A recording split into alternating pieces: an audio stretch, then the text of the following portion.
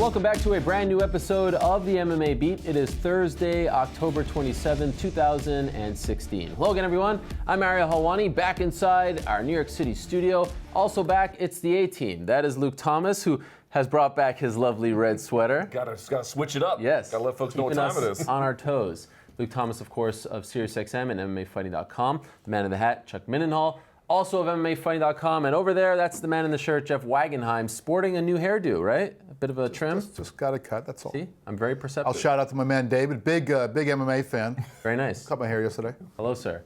David. He is of the Washington Post. Okay, guys, let's talk this week first. It's kind of a continuation, to be honest, of last week's story about George St-Pierre. So the update this week is that, I think it was Tuesday evening, Michael Bisping puts out a tweet saying, hey, George, sign the contract. Let's save UFC 206. Do it for your Canadian fans.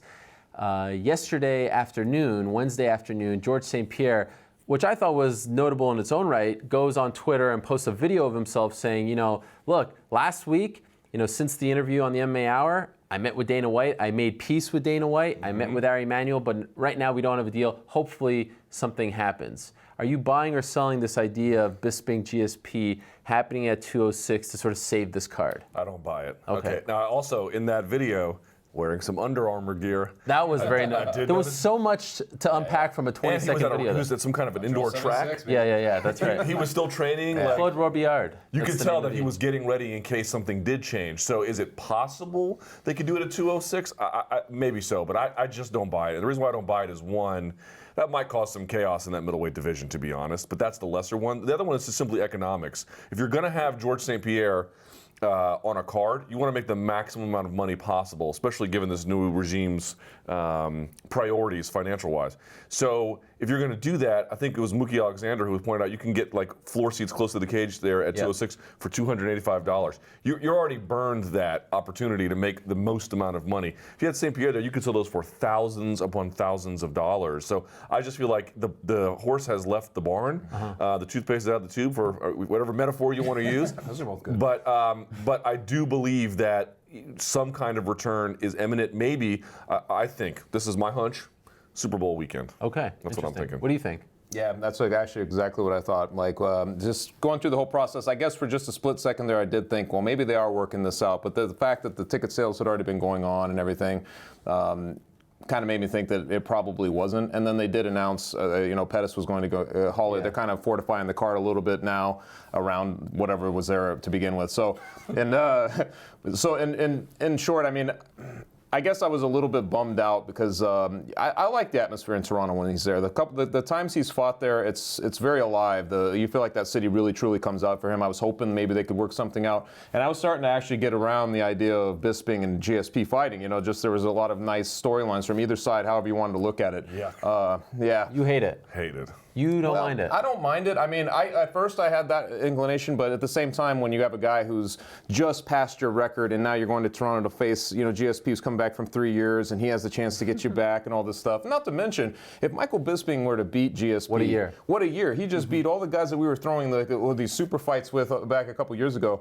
It's one of those things. No, that is legitimate. I mean, that would be the crazy. Anderson Silva, Dan Henderson, GSP. I mean, to me, that's like an incredible, unpredictable run at the twilight of his career. So there was all kinds of, I was just wrapping my around. You said, we're talking about the drama. And to me, that was all in place. I'm actually hearing you talk about this is making me feel worse about the fact that it's more likely not to happen because I was kind of buying it. I was thinking it would be a fun fight to see. And I was kind of liking the anti-bad blood. There was a kind of respectfulness that was going back and forth, and I've always enjoyed that. I enjoy when two guys will kind of go at things a little respectfully, and then when they get in there, they go after each other, and then when it's over, the respect comes back, and that's kind of the part of the sport that I like the most, more so than the guys harping at each other and yapping at each other. I kind of like that, but I think as Luke was spewing metaphors about the toothpaste having left the barn and all that kind of stuff.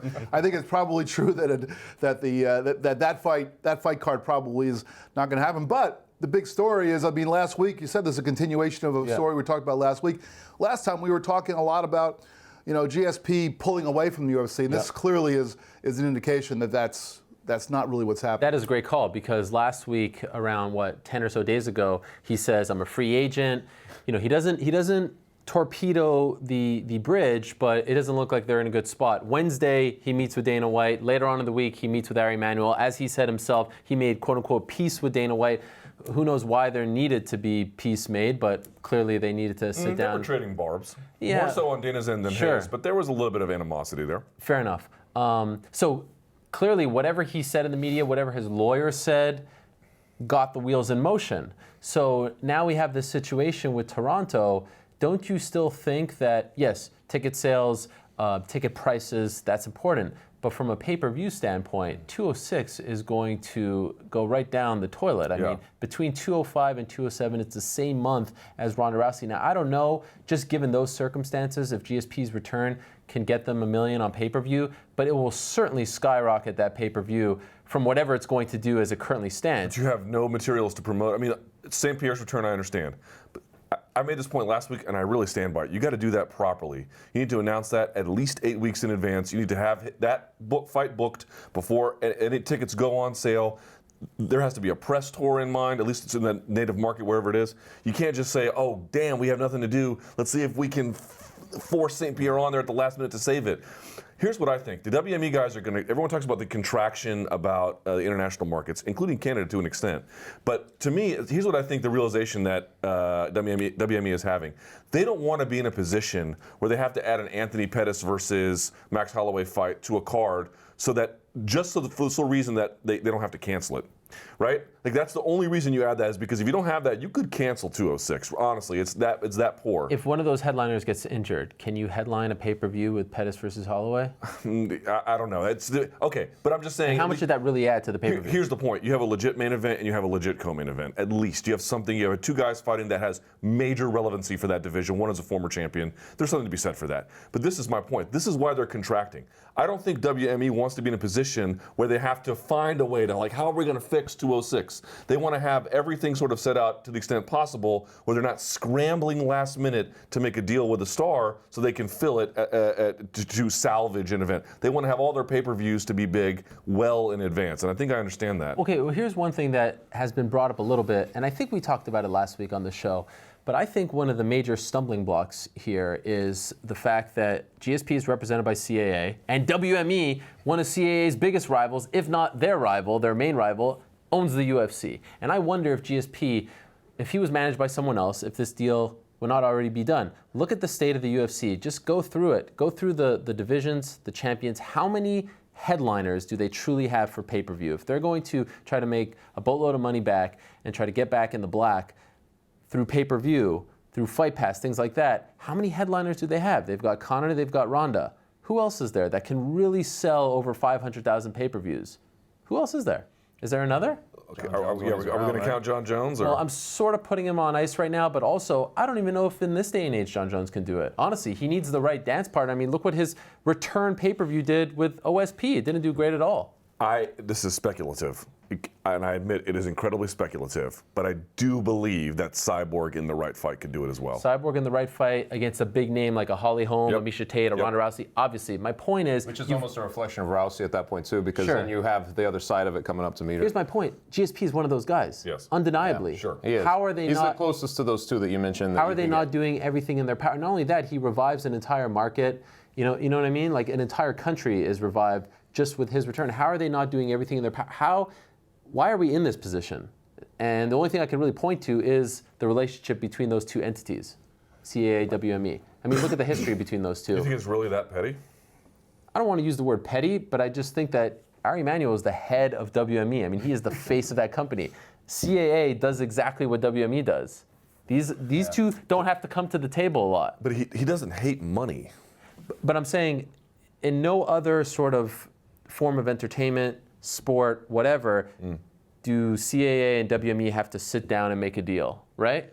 I mean, CAA has their clients, they get the movie deals, WME has their clients, their sport, but WME doesn't own other sport entities. I know they own the Bull Rider League. I don't think there's anyone represented by CAA. Do you get what I'm saying? It's a very awkward thing. Because when he was on your show, he was basically saying that, with Lorenzo, they had it almost figured out, and then it just goes away as soon as the new ownership I'm not saying it's the only thing. Yeah, but I'm saying it does kind of fit the timeline that there's a snag based on that level. I also think that when Lorenzo Fertitta was the head guy here, there was a track record there. The guy had been running this company for quite a long time, and we kind of got a sense of, we could predict more accurately and with more confidence what they were going to do in certain circumstances.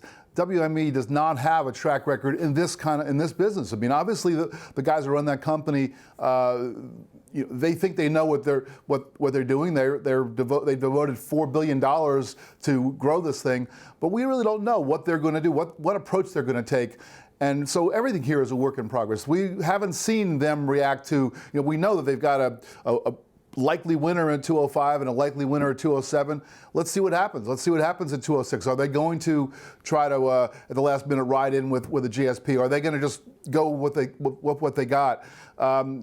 Let's see them establish that track record, because we don't know what they're having internal meetings deciding what their process is going to be, and we don't know what that is yet. I just feel like it doesn't help. There's no way it helps. There's no way that it doesn't come up in negotiations. There's no way they don't rub a little raw at it. But ultimately, I just don't feel like that's not why the deal's not getting made. I think the deal's not getting made because St-Pierre is making probably what they consider to be extraordinary demands.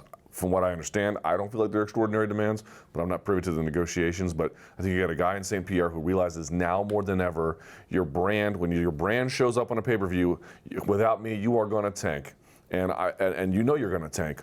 So I'm going to leverage you as much as I possibly can. And I don't think they like that very much. What about this idea that it's not fair to the other middleweights, which I understand because he's not a middleweight, he's not a top contender. Of course, 2006, everything's topsy-turvy. But the only reason why I don't mind it is because this fight will be happening 2 weeks after Rockhold fights Jacare, and a little less than 1 month after Weidman fights Romero. So it's not like they have to sit on ice for a long time. It kind of just is a fun fight to sort of save a card and to sell a lot of pay-per-views and tickets as well, because I'm sure that arena will sell out the moment he would get added to it. So I feel like it's not egregious in that sense. Like the Conor against Alvarez fight is more egregious to someone like Jose Aldo because it really makes him wait that much longer. Here, that's why, those guys don't have to wait. But in both cases, guys who are jumping ahead of the line, in McGregor's case, he's a reigning champion. In GSP's case, he never had the belt taken from him in the cage. So he is, while he's not a reigning champion, he's a guy who was a champion when he walked away from the sport. So I think that you can make some allowances in that process for throwing those kind of guys into the cage. I don't think you could do that if there's somebody else. I just thought the fight would only really make sense for Toronto, just given what they needed and what, given GSP, I thought, and the timing primarily, because at that point, like you said, those other fights are happening so quick, in front of it, that it would just make more sense. But if you're going to actually have GSP return on Super Bowl, then I would be like, no, it shouldn't be Bisping. It should be one of the guys. What I'm saying? If it is Super Bowl, then it's a real slap in the face to those middleweights, because now they're going to have to wait a very long time. If he comes back Super Bowl weekend, let's just say that's your prediction. Yeah. Do you put him in a welterweight title fight? Because now you're slapping Damian Maia in the face. You definitely don't put him in a middleweight title fight. I hate that idea so What about much. welterweight title? Fine. I mean, it's fine. Is that fair to Maia? No, but in that particular case, there are some extenuating circumstances that I can live with. And again, this is all debatable based on everyone's preferences. But to me, I think that's a fair argument you're making, Chuck, about if it's going to happen in Toronto, great. If not, it loses a little bit of its value. Okay, fair enough.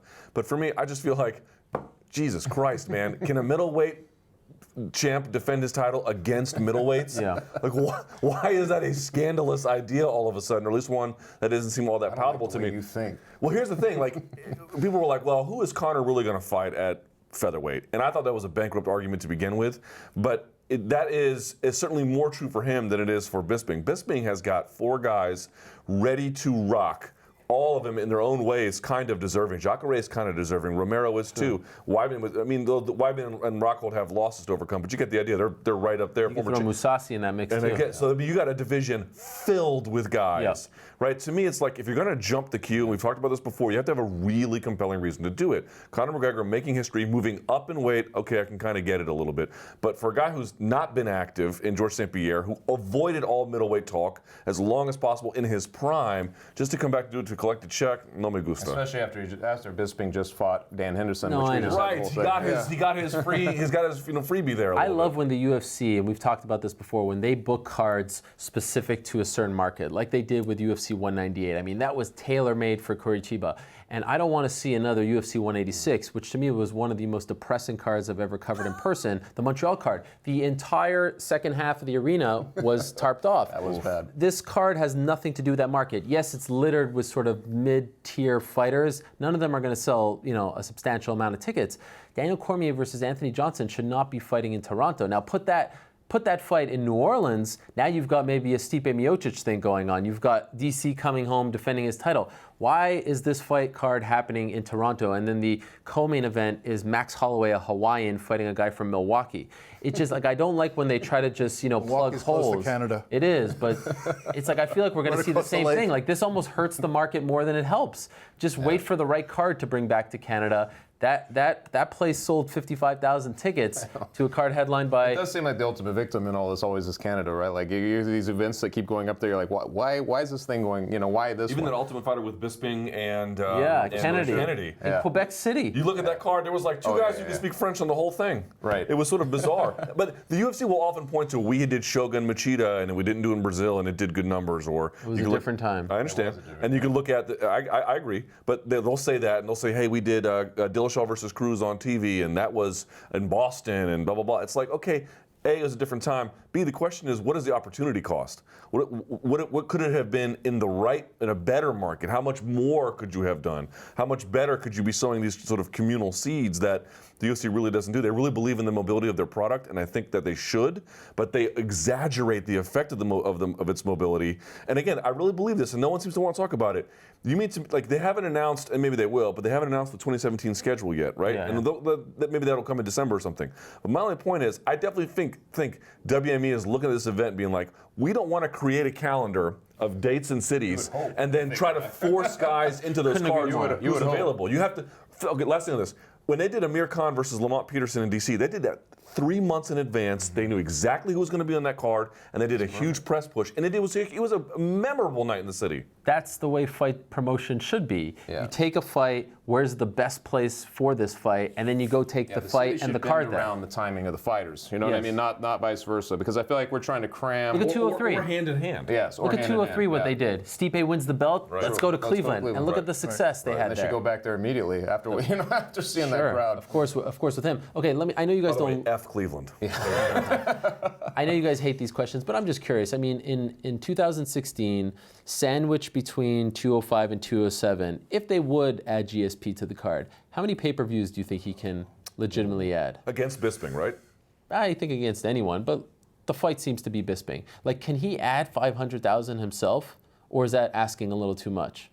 Let's say it was booked today. Yeah, and again, you have to remember that most fans are going to buy 205, they're going to buy 207, which is a fantastic card, top to bottom. How much can he add? Like, at this point, do you feel like the reason why they're not doing it is because they recognize that and they're sort of cutting their losses? Here's a nice little card for you, Toronto. Here's for our hardcore fans. But if you're a Daniel Cormier, you're not making a hell of a lot on pay-per-view points because he's not on it. Like, how many do you think he can add? 250, 500, 700, a million? You said against anybody. I think in his case, an opponent matters. Does it? I think Conor McGregor could. You always talk about Conor McGregor versus a broomstick. I think the reason is because most guys who have fought Conor McGregor have had all the charisma of a broomstick, whereas McGregor fills the room with his charisma. GSP doesn't fill this room with his charisma as a promoter. He's one of the great fighters. We talked last week about him being on that Mount Rushmore of MMA. He's deserving of being there as a fighter. But in terms of going out there and selling us on this fight against this guy being, the fight you got to come watch, I don't know that he's the guy that does it. You don't think his return is enough? His return is important, and that's going to certainly drive some sales. But I think that the amount of the sales is really contingent upon on the other factor, that X It would factor. come down to what I know you'd mentioned this too. If they could put together just any kind of context and backstory to, hey, he's back, and make you believe like, wow, I can't believe we've been this long without this champion, it would definitely do well, you know? Yeah. Even with those two, even booking it with those, you know, it's like I just believe that he has that. It's a nice idea in theory, but when do they ever do that for any fight? I mean, they did that promo for 205, but what else have you... They used to do the UFC primetimes, but then they stopped doing that because Fox Sports 1 is, you know. I know, but when's the last time they did that? I mean, they haven't done it in like 2-3 years. So Doesn't why mean would they they do it? shouldn't, No, but why? Especially on the right story. Why do you feel like they need to do it for GSP of all people? Wow, we're talking about one of the all-time greats taking a sabbatical and coming back. I mean, Jesus What Christ. you're saying is one of the top 3. No, but it would be great. I don't think he needs it. I think other people need that sort Well, of. you're love. asking what he would give. Hard to say. I think Yeah. 500,000 at a minimum, adding to whatever the UFC brand is and everything else, is probably what you can get. I mean, what was the Carlos Condit fight? Was 675K? Against GSP? Yeah. Oh man, gotta look into that. Something like 700K. So Yeah. I think 500K sounds about right. But adding automatic 725, Yeah. I don't buy that. Do you guys feel like the addition of Holloway Pettis kind of is a signal from the UFC that we're moving on here? I think they added this to say, okay, we don't have to cancel this now. Yeah. Enjoy. Exactly the way I read it. Yeah. Honestly, that's exactly what I thought. I was like, now they fortified the card just enough to kind of, you know, move on to other stuff. What do you think that fight says about the status of Jose Aldo, who met with the UFC last week, who later put out a tweet saying, I'm rethinking my retirement?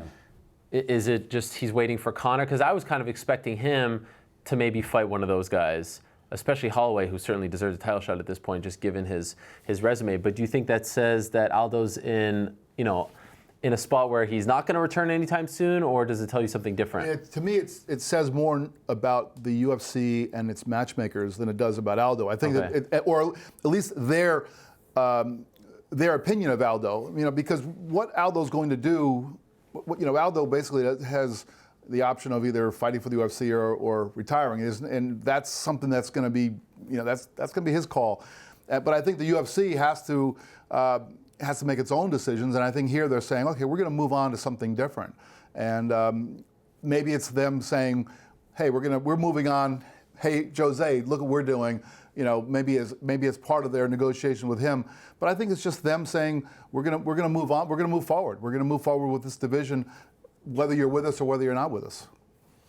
What do you think of his tweet a few days after coming out pretty strong about retiring and I want to be part and throwing fights, and then he's like, I'm rethinking this? It's one of those things, man. You go back and forth and you think, this is a guy who literally has one loss since 2005, and it was that 13-second fight. And for some reason, this feels unresolved, doesn't it? I mean, in the end, you're like, that's a pretty unresolved feeling that he got beat that fast for a guy who has his kind of legacy. And I think when he's been promised these things, it's hard not to empathize with him on some level and say, man, I've done everything I'm asked to. I did the interim fight with Frankie Edgar. I beat him again, and here I am on the outside. Again, that's very frustrating. It's very easy to side with him saying, I don't really want to be a part of this. Why do I have to be behind the spoiled kid who gets whatever he wants and my life dictated by what this guy is doing? You know what I'm saying?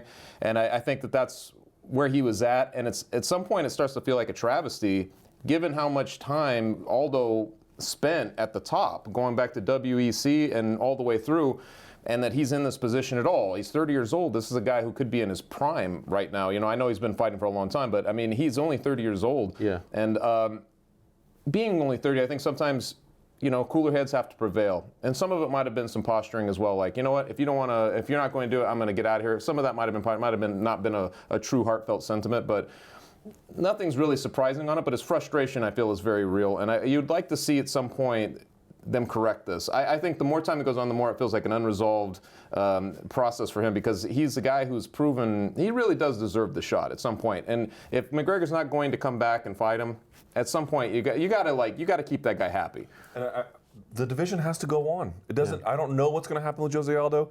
Lord knows what's going to happen with Conor McGregor, especially if he loses at Eddie Alvarez. Is he going to maybe come back to featherweight? I mean, it's so many unknowns, but.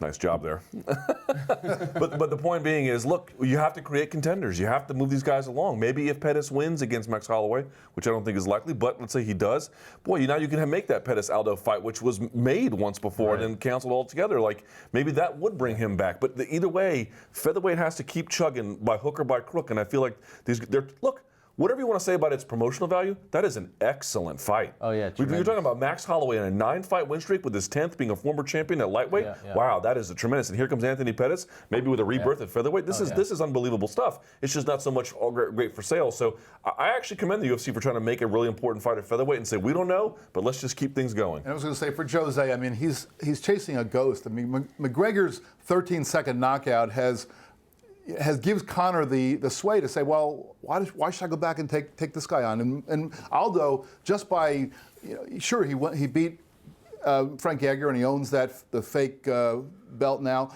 but that's not going to get him that rematch. I mean, he needs to, and walking away or threatening to walk away, that's not going to get him that rematch. The only thing that's going to get him that rematch is for him to do some serious damage to some other guys, to the point where the fans basically dictate and force McGregor back into the cage with him. Because right now, if I'm Conor McGregor, why? Why do I want to go back with the guy? I beat the guy in 13 seconds. I'm moving on. Yeah. I do commend Max Holloway, though, in this iteration of where he's at now, because he's won all these fights. He has a legit claim, too. It's just like the Frank Edgar, all the guys that feel like they've been run over by this McGregor train. That's Tony Ferguson as well. Tony Ferguson. It's one of those things, but I feel like Holloway finally is at the spot where he's like, I don't give a damn, you know what I mean? So he's kind of coming out speaking his mind, and I feel like it only makes the division a little healthier too, because now you've got a lot of guys being vocal about this, and they're starting to turn them on each other a little bit. And I think that's the only way you resolve it. If you're letting Conor McGregor, do a big fight like you're doing, and he's keeping the belt, well, let these other guys with their dramas clash just below it to figure something out. Let me just say something really fast. I don't begrudge. No one in their right mind can begrudge McGregor for what he's doing. The world is his oyster, and he earned it. And the ability to jump weight classes and get the rematches with Diaz and everything else, like, I have zero issue with that. But I just want to take a moment and commend guys like Tony Ferguson, like Mighty Mouse Johnson, and like Max Holloway, who you just line up contenders and they go one at a time through them. I feel like in mixed martial arts, that is the hardest thing to do. It is one thing to jump around, even tough matches. No one's saying McGregor's not taking tough matches. He's taking super tough matches across weight classes. But I feel like maintaining dominance in a weight class over time consecutively, that's why Anderson Silva is one of the greatest, because that is so damn difficult to do. Part of it, right? Like these guys, that's what you start to. It's like they're scaffolding at this point. It's like, well, that guy will fight anybody. I know Urijah Faber, for instance, is like and a win. guy. And win. But these guys, they don't really care ultimately. You truly believe when they say, I don't really care who I fight. Just give me a fight. If that's the next guy, that's the next guy. I do believe GSP did the same thing when he was the king absolutely. of the 170-pound division. Okay, this is a nice segue for us, because when you talk about the featherweights, the man who made the featherweight division what it is, the man who put WC on the map, carried that promotion for years, gave them a face, was Urijah Faber. And he announced on Monday that his fight in December 17th, at the new Golden One Center in Sacramento, California, will be his last. It will be on Fox. It will be in his hometown of Sacramento. It will be against Brad Pickett. Now, I don't think any of us are surprised that the end is near for Urijah Faber, but are you surprised that he is leaving at this point? Are you surprised that he has announced that December will be his last time fighting? Well, I think that the fact that the UFC had a fight card coming up in his hometown, or the place where he's based now, was tailor-made for him. So I guess I kind of was thinking that at some point he was gonna cross paths with Dillashaw, and they were going. That might have been the one that was gonna be the. Imagine that in Sacramento, like as the last fight. Yeah, I was kind of thinking that was gonna be the one, but fighting in Sacramento, that it makes sense. I mean, think about that guy. He performed so admirably for his whole career, and I know that the big thing that sticks out is all the title fights that he lost. But the other part of it, the flip side of that, is all the fights that weren't title fights when he never lost. He was just until he won many title fights at WC. Let's not forget that. Of course, but once he was into the just a handful. Well, I mean, that's. But once he was in the UFC, it was title fights, losses. Anything else was a win until his most recent defeat. But his time was drawing near, and I think it's about time for him to do this. I think it's not a bad. I think timing's fine. I sort of wish that Dillashaw thing had pulled together, though. It's very Urijah Faber, a very smart move, because there aren't a lot of graceful outs in this sport. Yeah. It's like we talked about this all the time, and he sees his moment, and I think it probably occurred to him mostly after that Cleveland card, because I remember when we were talking in our preview show, we were like, this could be the one. He's been masterful in these bouts against these guys who are not at the top, but he's been just ruining them. And that's how he keeps getting back to the top. But I think there's some hesitation against Jimmy Rivera where you're like, I don't know, man, this might be the time when you see somebody kind of step up and give him a dose of reality. And I felt like that's exactly what happened. This seems very Urijah Faber. He's a very smart business guy. He's a very smart guy. He's handled his career that way the whole way through. And here he is saying, it's Sacramento, what better time? I think he's 37 years old. He, like you said, he's a pioneer for the lower weight classes. He was able to kind of, honestly, I feel like they were brought to in the UFC in the beginning because of Urijah Faber, right? He was the original star down below, and they were like, they thought they could market him specifically. So he's done a lot for this sport, and I think he's one of those guys who's always been a big picture guy, and he saw this, and good for him, man. I think it's a pretty cool thing. I agree with you. It would have been, but I know that they want him to kind of, to give him a shot to ride off in the sunset in a successful way. And Dillashaw, who knows how that's going to work, but it's a good fight. He said something very interesting about that. He's like, I'm not going to do that fight, ruin a friendship. I mean, I know the friendship is ruined, but just cause this massive rift within the team for the money that I'm getting now. Like, there's no incentive for him to really take that fight anymore. It's fun for us. I feel like it wasn't the Jimmy Rivera fight, although I'm sure that solidified things. To me, you could see his skill set wasn't maturing as he got older. He was still good enough to win, but it wasn't going anywhere. And then, to me, it was the Cruz fight, the second Cruz fight, or the third. Sorry, I always forget the first one. Yeah. The third Cruz fight, where he got dropped like that. I mean, Cruz is not a hard hitter, and here's one thing that really never gets talked about enough with Urijah Faber. Boy, you want to talk about one of the toughest fighters to ever set foot in an octagon? Whoa. 2 broken hands in the second Michael Brown fight, and he's out there throwing elbows. Yeah. I mean, you're talking dog tough is what he is. And the Jose Aldo beating and wouldn't quit. I mean, he's incredible, right? And when you can see his body can't take it anymore, and the shots are landing with real impact, I think he got a clue that was like, the end must be near. The Rivera fight probably solidified it. But for me, and I know we'll talk about this more in a second, but like, I just feel like he's one of those guys. We'll talk about what did he do for the UFC and for MMA. He was one of those little guys, and he was maybe the first little guy. Whatever you want to say about his record, and I do think his record needs to be talked about as mixed, because it is, but he always thought about not merely the big picture, but he thought about his career as big.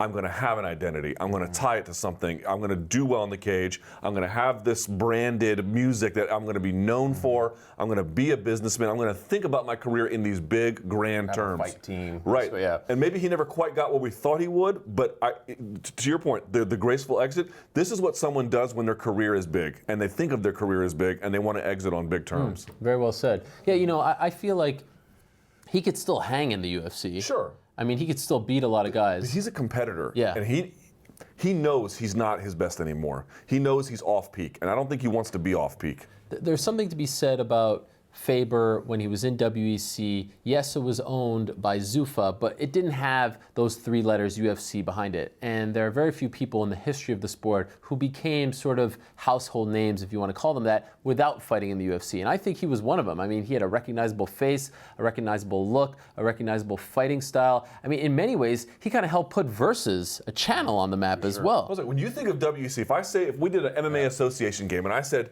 WEC, what comes to mind? It's not going to be Mike Brown, who smashed Urijah Faber. But that was a moment, right? Right. When he lost? It's not going to be Dominick Cruz, and it's not going to be even Jose Aldo, although maybe that might come up. It's going to be the first thing is Urijah Faber. Yeah. No doubt about it. I remember when they came on Versus for the first time, I think it was a show at the Hard Rock Hotel, and I think he headlined it, and it was like, who's this guy? Because you'd heard about him, you've seen about him. I read about him on Sherdog, King of the Cage, all that stuff, but he just had such a great look.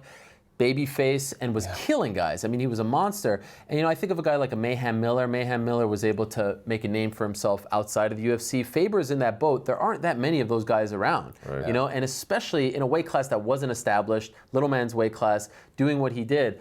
I mean, what a legacy he had. He's the first guy to bring like beach sand, with him to the cage. It's crazy. Literally, he was like one of these guys. There's these guys trying to develop these bad blood rivalry with him, and he would you could tell it just didn't affect him. He was just so California cool about it all, and the way he handled himself in those lead-ups. It showed too that you didn't have to have like this bad blood. You could just be resilient to somebody else's trash talk, and that's all it took. Was a guy you knew that you were getting under this guy's skin. He did it with Dominick Cruz, Jens Pulver. I mean, you can go back to those series, and Do you guys remember that Jens Pulver fight on Versus? I think it was a Sunday night. I think it was around like June 1st or something of 2008. It felt WEC 34. It felt so big. big. Over 1 million viewers. Exactly. And that was a big deal. 1.5. A big deal for Versus as a channel, let alone WC as a brand. That felt like a big deal. And how difficult was that in that era to have, over 1 million viewers for a non-UFC fight? That was huge. When he was a young fighter, he was the California kid. But so when he was a young fighter, he seemed kind of more grown up than he was beyond his years as a young fighter. And then once he became more of a veteran fighter,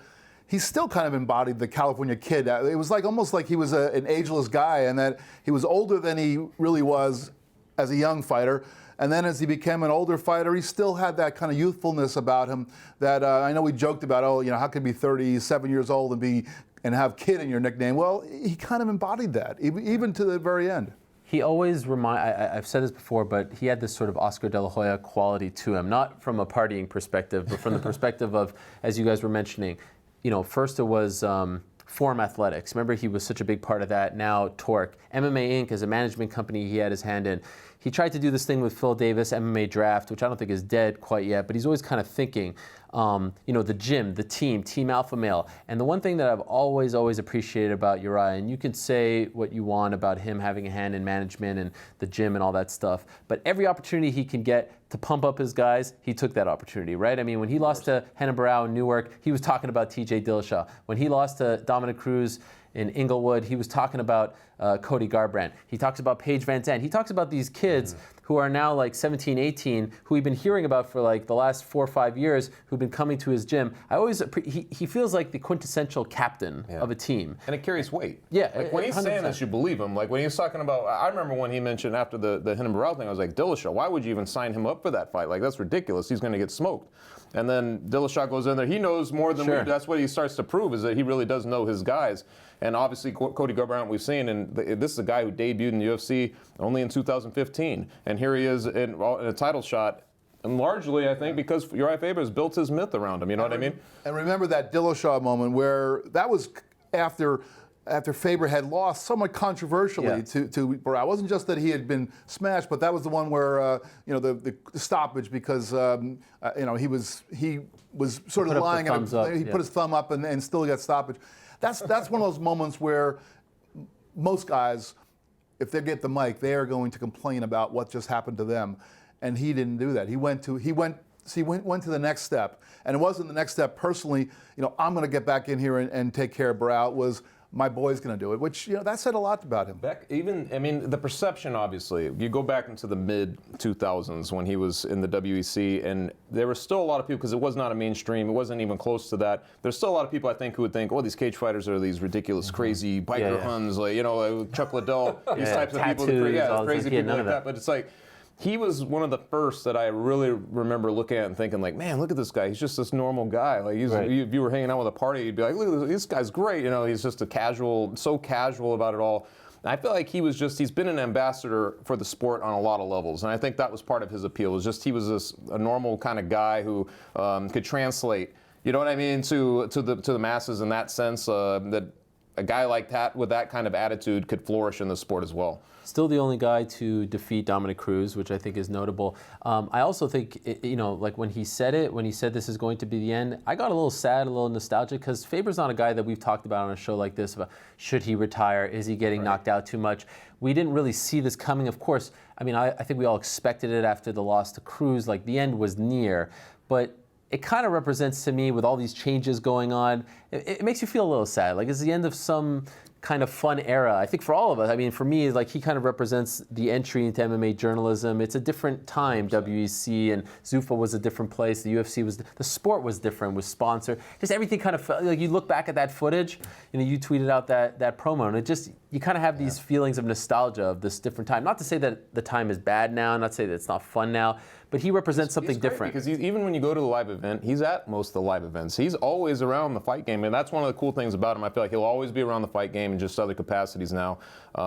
That's what's cool about him in general, is I just feel like he's always one step ahead. Even when the whole Reebok thing, out of anybody who could have been very upset, I think he would have been the guy, but he's handled it like such a professional, really, when it came down to it. Every time you knew something was really bothering him, he didn't just let it gush out of him. He would give it to you piecemeal. He would let you know subtly that there were things under the surface that need to be looked at. just a good professional. Great with the media too, right? I mean, so easy to get an interview with him because he remembered a lot of people. Sure. Like if you did a couple interviews, he would recognize you from previous attempts. But also just because he got, I always say this about Floyd Mayweather. I mean, Floyd Mayweather is a terrible person, but I remember watching him at the Pacquiao fight or even the Canelo fight. And I remember it didn't matter if HBO had an over-the-shoulder camera or you had a phone. He treated it all equally because he just realized that even this little phone might turn into something enormous, depending on what you say. He just was real savvy about it. Faber's the exact same way. But again, I just want to say something about like his career. I remember after the second Cruz loss, so the one where they all had the Bud Light Lime stuff on.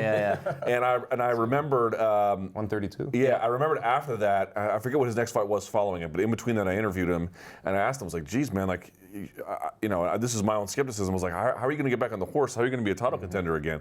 And he was like, "Oh, I'm not worried.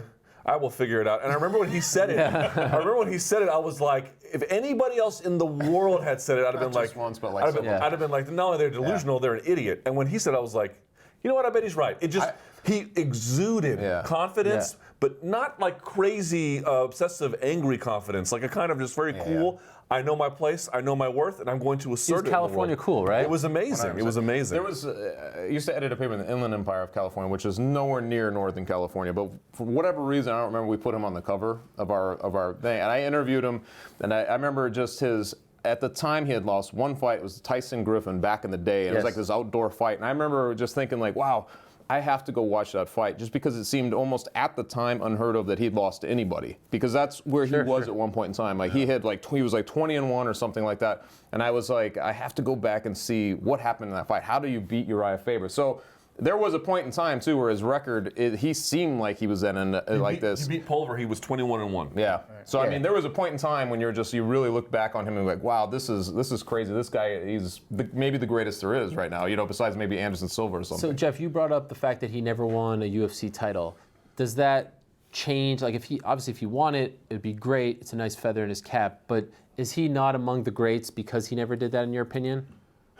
Well, whenever we have those kinds of discussions, I always feel bad because to say that someone's not one of the greats or is not a Hall of Fame person, this goes all sports. There are a lot of athletes who are really great at what they do or what they did who are just a one notch below. And I think that's where I would put him, one notch below those greats, those guys who were sustained champions. That's not to discredit him in the least. I think Faber, and I think if you just look at Urijah Faber inside the cage, in my opinion, he would be just one notch below the greats. But if you take his entire career, all the different things, a lot of things we've been talking about for the last few minutes have been things that happened outside the cage. The way he carried himself, the way he promoted himself, the whole thing of I want to be on the last free fight on Fox instead of being the first fight on the pay-per-view, because then I get seen by more people and the people and the companies that I'm representing get seen. Like all the things that where he thought about the sport in a much bigger way than just what happens when the referee waves you in to fight somebody else. When you look at him that way, then he becomes one of the greatest. But in terms of just within the cage, I would put him as a notch below. If he never was a champion, there would be something more. Period. If he'd never been the champion, but he was a champion. That was a lot of fans' first associations to Urijah Faber. That's why he really became a star, is when he was the champion of WC.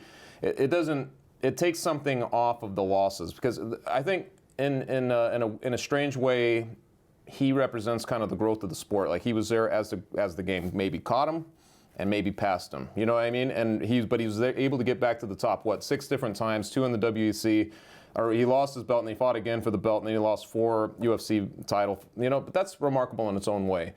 Just that he could sustain a career that long and keep getting back to the top, like you said, with his attitude and just his ability to market himself and everything else. It will go down, but it does help that he was a champion at some point. You can look back and say, well, he was a champion. It was not like he was always the second best. The thing is, he was. Look, imagine he was a terrible person and we hated him. What would we say about his resume? There's holes in it, man. Like, he lost, 7 title fights in his career total? 7? You didn't win. I mean, that's a lot. Is it 7? You just said a different. So Mike Brown twice. Yeah. Jose Aldo. 3. And then the 4 in UFC. Gotcha. So he lost 7 titles. Man, that's a problem. Like, to Jeff's point, like, every time you had a chance to beat a really good guy, you came up short. If we're just going to evaluate him on the measurement of his resume, I don't know that that's Hall of Fame worthy. Now, if you take into consideration all the other Not Hall of things, Fame worthy. just his resume, just Really? what it says on Wikipedia from the record. What about what he did before then? And also, isn't that an beat indictment guy- on the divisions that he fought in? Like, if he was a light heavyweight, he's probably not getting that many title shots Right. against the same guys. You know what I mean? I think that he was fighting in very shallow Sure. divisions and such a big name, so he's getting pushed. Okay, but if you're fighting guys in shallow divisions, your wins mean even less. Like, Fair, but I'm saying even before you get to the title losses, Yeah. that was almost Hall of Fame in its own right. the big wins for me were the Pulver win, but I mean, I understand he was already in a losing streak. He just jumped down and had that win over Cub Swanson. He was never really able to get back on his horse. And then, obviously some of the things he had before the Frankie Edgar fight, like he was always, Urijah Faber was an excellent Dominick fighter. Cruz. The Dominick Cruz one was the first one. He was an excellent fighter, but if we're just evaluating the strength of his, just that and nothing else, there's a problem there. Like it doesn't. Remember that year he had a couple years ago where I think he won like 4 in a row? Yeah, he was torching guys. Yeah. Scott Jorgen, like submitting Michael all of them. McDonald, Remember that yeah. Ivan Menjivar submission? He was taking everyone's back and just choking the hell out of them. Yeah, that was impressive stuff. Look, no one's saying he's not extraordinarily good and very, very impressive, and a credit to combat athletes everywhere. Yes, he is. But we're talking about the very best guys to ever do it. I don't think he's in the conversation. Yeah, there's just that thin little line of supremacy. And if he came along at a time when there wasn't a Jose Aldo or a Dominick Cruz, things might be different. But your favorite football team, the Buffalo Bills, lost 4 straight Super Bowls. Losers. Did that make them a bad bunch of bad team?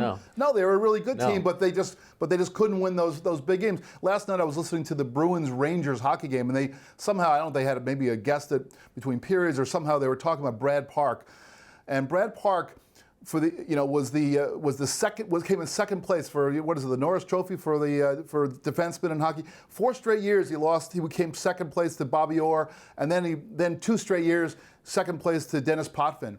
So that's 6 years he didn't win it, but he was number 2 all those years just because he would happen to be playing at the same time as the greatest player who ever played hockey, Bobby Orr, and Dennis Potvin.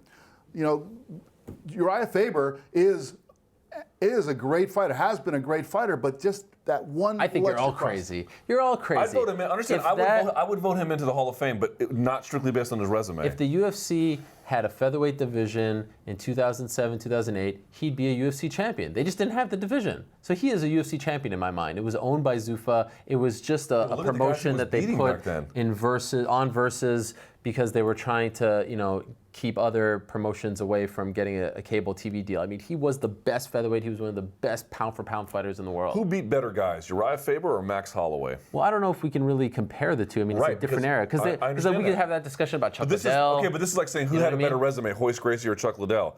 Chuck Liddell did. He fought way better guys at a much more developed time in the sport. Much better guys. And also, I think he was beating the guys who were on his level but at you the don't time. grade on a curve. You grade absolutely. That puts guys. You do grade on a curve. I think way. you grade by era. I mean, you do this in all sports. You can say he's the best for his era, but you can't say that he's the best of all time. Of course. I don't think I ever said that. I'm talking about Hoist in that particular case. Oh, right. But I don't think anyone's arguing that Faber is the best of all time. I think that it's kind of silly to dismiss him as being a sort of Patrick Ewing, Charles Barkley-like figure because he did win the big one. Patrick Ewing was awesome. No. Patrick Ewing is my favorite player of all time. Don't tell me about it. He's really good. He never won a ring. Right. He did win a ring. It was a WC ring. He did win a ring. Yeah, I'm not denying him that. I'm just saying the only problem is when the UFC came around, he was still in his peak, but the guys who were really, really good around him had already passed him by a little bit. The Browns and the Aldos, and Brown faded after that too. That happened when he was still in his 20s. I mean, Right. He was still, I think, 28, 29 maybe when the UFC. When he became part of the UFC universe, he was now the WEC no longer. He was now UFC, and there was a lot. I don't think so because they brought over. He's 37 now. 2010 or so was when they merged. So that was 6 years ago. In 2007, he was roughly 27, 28. Yes. Yeah. Yes. Yeah. So that's when WC was under the Zuffa umbrella, but he wasn't fighting in the UFC. So he was just yet. 30-ish at the Aldo fight. Yeah. Yes. Right. Okay. Here's the other point though. Like the 0-7 in the title fights. On the one hand, that clearly hurts his resume because you're like, ugh, 0-7. On the other hand, though, he was just always in orbit of the title, right? Yeah. The moon came around the earth. You just knew you could set your watch to a title shot with him, and I think over time that added to like, man, if there was ever going to be an interim champ in that weight class, that was going to be the guy. But of course, And also, this doesn't come into play when you're talking about resumes and just like strength of schedule, so to speak. But WC can't even fathom putting on a pay-per-view without him. I mean, Jose Aldo in that fight is he's not a big name. They put on that pay-per-view because Faber was fighting Aldo for the belt. Do you remember they had to make the gloves blank? Well, that was a and whole they couldn't crazy say thing. but like, who else could you do that with except a big fight with the guy you in knew? Sacramento too. Right. In Sacramento, he's trying to get that belt from Jose Aldo. Two of the things I think worth noting about Faber, considering he fought for so long, never a serious injury, never had to pull out of a fight, never broke his leg, even against Aldo or anything like that, He's an Iron Man. and never any whispers. And we know about the whispers of PED use, never anything like that. No one's ever kind of, I don't know about you guys, no one's ever said on the phone to me like, oh man, look at Faber, or Faber's doing this. I think those two things together, no PED accusations coupled with no major injuries, pretty remarkable in this sport. He told me he never took aspirin. He's never taken. He won't put chemicals in his body. He's the only guy. You see these guys get off stage, and back when they did weigh-ins like that, and they were chugging Pedialyte. Look what he's drinking. They take a coconut. Yeah. They hammer it open, and they give a straw, and they hand it to him. One of my favorite things about doing those weigh-in interviews for Fox is that he drinks the coconut, and also he's like walking around with a piece of salmon that's filled with salt. It's a strong-smelling salmon, but he just walks around with it like it's a sandwich after the weigh-ins, and it's just like he's just so pure, in my opinion. Look, maybe I'm drinking the Kool-Aid here, but he is first ballot. He is a legend. He's a pioneer. And to me, he's not in that category of a Dan Henderson who never won a UFC belt. He won a UFC belt, in my opinion.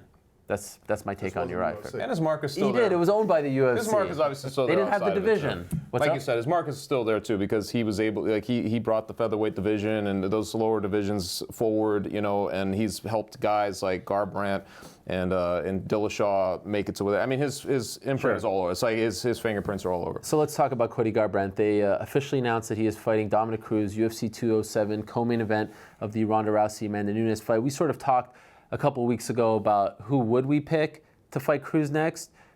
Garbrandt's the pick. Now Dillashaw's sitting on the sidelines, a little bit ticked off. First off, what do we think about this choice when you consider the card, when you consider the fact that Cruz is going to get a big payday now because he's fighting with Ronda, all these things, when you consider the rivalry, the heat, the momentum that this fight has, did they make the right choice? Look, I don't hate the fight. I'm not going to pretend I hate the fight. Garbrandt versus Cruz is awesome for all kinds of reasons. The narrative, the style matchup, young versus old to some extent, right? New versus old anyway. And Garbrandt's coming in with a ton of momentum against maybe the greatest mind in MMA. That's really what it is. Brute power versus intelligence in that kind of sense. That's a abstract characterization. But I just don't know how you don't feel bad for TJ Dillashaw. How do you not? The guy was number one. I mean, barely lost his title, and I do mean barely. Goes out and beats Rafael Sunsao. Literally goes into the media, and this was kind of sad. I'll bet my purse just to get a fight. Cruz doesn't bite on it at all, and now he's stuck. And what is he supposed to do? Fight John Lineker and wait? And look, I'm not saying there's no good scenario for TJ Dillashaw. Let's say Garbrandt wins and wins with authority. Garbrandt versus Dillashaw is a badass fight. I mean, he's with history, and he's teed up right for it.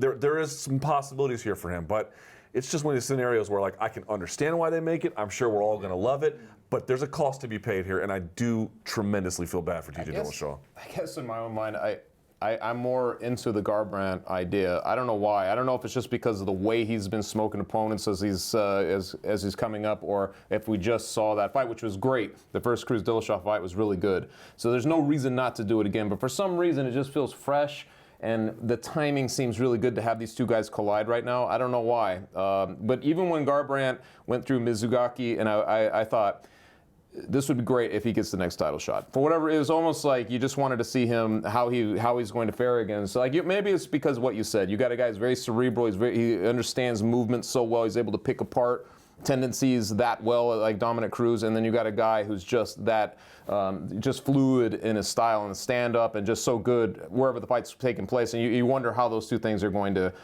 happen. Both guys, too, obviously overcoming tremendous things within their own lives. So you've been watching their trajectories. Cruz with all the injuries and where he's at.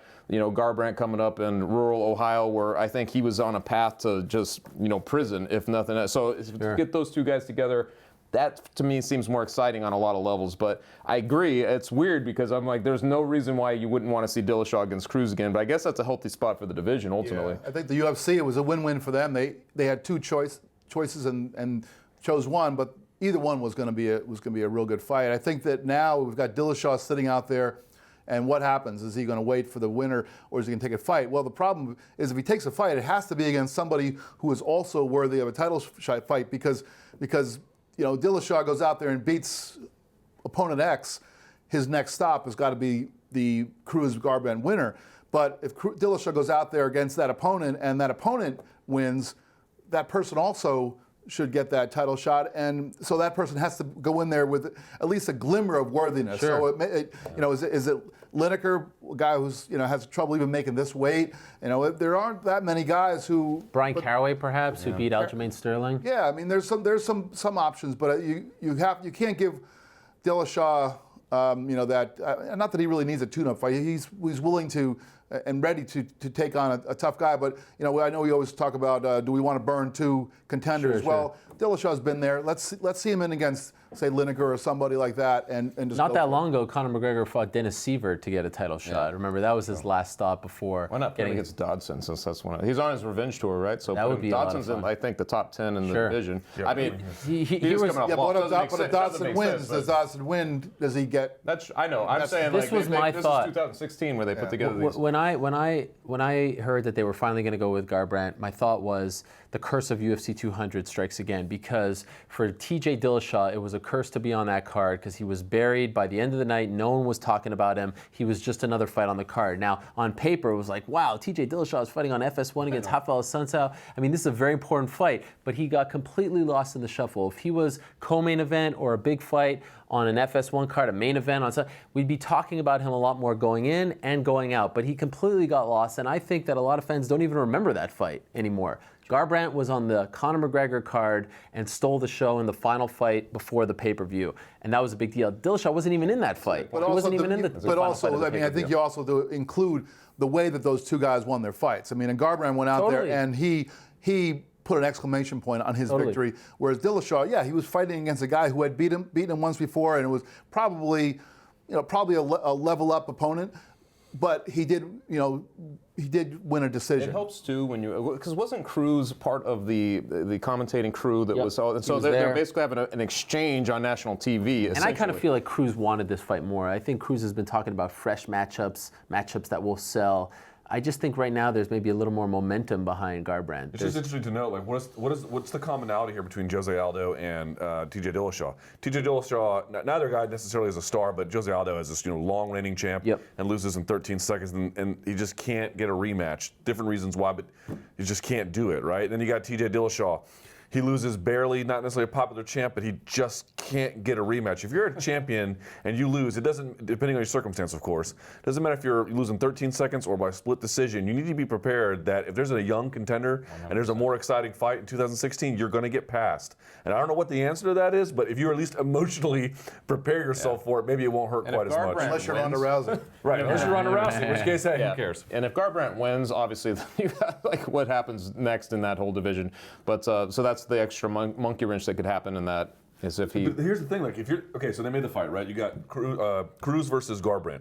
TJ Dillashaw's like the number one contender, literally. He's got one next to his. What is he supposed to do? Fight Lineker, who can't make weight, who can punch like a demon? Like it's just you have no. One thing for him is, if I was him, I'd be like, give me someone outside the top 10. Yeah. Give me someone I can just absolutely break dance. I was like, be on your revenge tour, get Dodson. Dodson is a tough fight, though. Yeah, but he's also we have to 10, we have to remember also they have to make money. These guys, like he last fought in July. Independent contractors. Cruz, Cruz fights December 30th. Yeah. Oh, yeah. Right. If he wins, Cruz, I mean, who knows when he could come back? You know what I mean? Yeah. So he could be out for a year if he sits and waits for that title shot. So you definitely sympathize with him. I still maintain it's one of the most interesting divisions, whether it's number 1 or 2, whatever. I think Sean Shelby has done a fantastic job of finding great young fighters. Imagine if Mr. Marlon. Well, what about that? Let's end on Marlon Moraes. I'm sorry, who? Re-signing with World Series of Fighting. Is this a smart move on his part? I mean, it's clear that they paid him a lot of money to stick around. He's going to fight on this. This might be a different discussion for a different day, but how in the world are they going to pull off this New Year's Eve show? I still don't understand it. Last time I checked, there were 75,000 title fights on it, right? Something like that. Forget about the 3 title fight curse. They've just added a 4th to that one. And that's an afternoon. They're doing it all in the afternoon. Only World Series of Fighting would go, wait a second. It was a disaster when they did 3. Let's try 4. Let's try 4. On New Year's Eve in New York City. Who's he fighting? Who's Marlon fighting? You know this. Oh, it's Jose Naldo Silva, who's like the love child of Jose Aldo and So Anderson he's fighting Silva. all these champions. And That was the guy on the Reebok Someone shirts. born out of Yes, the Reebok Aldo deal. Anderson. But okay, so he's getting paid more clearly by World Series of Fighting. But it's like the career has a ceiling over there. And maybe fighting on NBC is a nice little thing, fighting at the MSG Theater, we should add, not MSG. It's a nice theater. It's a nice theater. But what about it? I mean, should he have gone? Because you could say the ceiling is bigger in the long run in the UFC if you can become a champion. Short term, maybe it's bigger in World Series of Fighting. What do you make of this decision on his part? I think getting paid is an important thing. And Yeah. He's not, and he's got a. He's the big fish in the small ocean, and if he's going to be the guy who's making the most money, and making significantly more money than he would be making in the UFC right now, guaranteed, go for it. I mean, sure, if he jumps over and joins the UFC, he can work his way up, but he's got to work his way up against a bunch of killers, and he might end up, as Luke pointed out before, look what happens when you lose a fight. You can be just buried. You can just be, sure. Now you lose a fight. Look at Dotson was moving up there. Now he lost a fight. I think the last last rankings I saw, he was barely the top 10 now. I mean, these kind of things happen. So, it's prize fighting. It's prize fighting, and unless you're. So you think it's a good move on his part? I think for him, Yeah. I think I think it's a good move for his family. Yeah. Whether he competitively is going to be satisfied beating up guys in the World Series of Fighting when he looks off in the distance and sees guys in his weight class who are the top of the sport and he can't compete against them. Yeah, there's probably somewhere down in his gut he wishes he were over there. But when it comes time to buy groceries every Friday, who cares? Why not? I feel like he took a hard route in explaining it because he was basically like on your show and you asked him these questions and he said in the UFC they know who's coming up, they kind of bicker, these guys come. I'm fighting unknown guys, man. This is a tough spot to be, and I'm sitting there thinking, isn't it kind of the reverse? Aren't you kind of making the explanation of why you should be in the UFC? But it really comes down to he could have just said, you know what, I felt like I was going to make more money, and at this time, my family and where I want to be, that's what matters more to me than trying to validate my my fighting career through the eyes of others in the UFC. He's been there since WSOF 1, right? Yep. He fought Miguel Torres. He's as close to, maybe him and Justin Gaethje, as close to you get to a guy who's the face of the organization, which is something they need, obviously, is to have some identity markers where you understand what they're trying to do. Yeah. But does that help it? I still wanted to see him. I got a little excited at the prospect of adding him to that pool we were talking about because there's just, like you said, it's probably the best division right now, all told. If you look at the top 10, just of every guy. Every guy. I agree with you, Chuck. Well said. He disagrees. bunch of donks I'm surrounded by. Let me just say this. First of all, I mean, with World Series of Fighting, you just don't know if they're going to be there tomorrow. I mean, I'm not even trying to exaggerate. 4 title fights, they canceled 2 events. That's unusual behavior. But when you see like Mark Ramondi's reporting about the insurance that you have to pay to put on an event in New Right. York, Oh, and, no, it's and crazy. then doing an event on December 31st. Right. Well, in the afternoon, I mean. No, but I just mean from a hotel standpoint, Yeah, no, logistical. New York is crazy expensive. No, it's World Series of Fighting. Like nothing ever makes. You're like, oh, no, it doesn't make any sense at all. And remember, if you follow the work of Paul Gift at MMA Analytics on Twitter, he's a lawyer who they're like being massively sued, but which way, all different directions. You don't really know long term exactly what World Series of Fighting is going to do. So like the idea that he's never going to find the UFC, I'm not ready to declare that. Okay. That's the first part. The second part though is, look, man, for every Will Brooks that is dying to get the hell out, there's a Michael Chandler who's like, I think I'm good here. I'm a guy who knows his place in the organization, who knows his value, who can get a nice, steady. And he has a great relationship with them, obviously. I mean, Right, they love him. They've got all kinds of backstories going He across. knows when he fights, he's going to be featured. He knows that he's probably got a leg up on all these guys. And, he's probably, look, these Brazilian guys and American guys too, but a lot of these guys from Brazil, they come from hard. Mr. Bruce took him to a steakhouse and gave him lots of meats. There you go. Uncle Bruce. So these guys come from hard scrabble backgrounds. Like a big paycheck to them is probably no laughing matter. And it just wasn't worth the risk for him, at least not now. And again, we've seen so many guys like, I'll take less to go compete. I think he's like, I won't. Let's tie this bow here. Why can't a Marlon Moraes, who is annihilating his opponents, do for NBCSN what Faber did for WEC? Oof, I mean, there's a lot. First of all, NBCSN is not behind It's the same channel, by the way. I understand, but they're not behind World Series of Fighting in the same way that Versus was behind. I mean, Versus was airing, buck hunting, and then it was like, here's Urijah Faber. The buck shows are pretty good. Yeah. Chad Mendez was the star. Right, they don't promote it ever. There's not that kind You'd of like to see it, right? And also, Marlon is a. I mean, again, we're talking about a guy who's a hell of a fighter. Yeah.